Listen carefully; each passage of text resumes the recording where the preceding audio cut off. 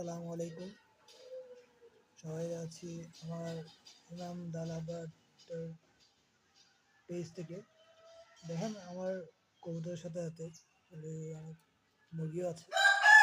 এখানে আরেকটা বিষয় হলো, দেখছেন চোরবাই কথাগুলো আসছে, মানে এরাও সবসময় এখানে থাকে, যে আমি খাবার দিব, দেন এরা এসে দেন কবুতরের সাথে একসাথে খাবে।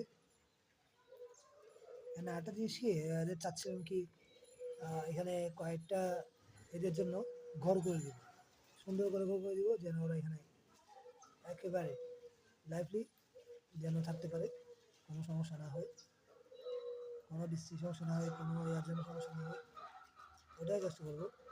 দেখে খুব ভালো লাগতেছে যে দেখেন ছোটো পাখি, অনেকগুলো ছোটো পাখি বুঝছেন, অনেকগুলো ছোটো পাখি আমার অলরেডি। এই যে আমার কবুতরগুলো আছে এখানে সবগুলো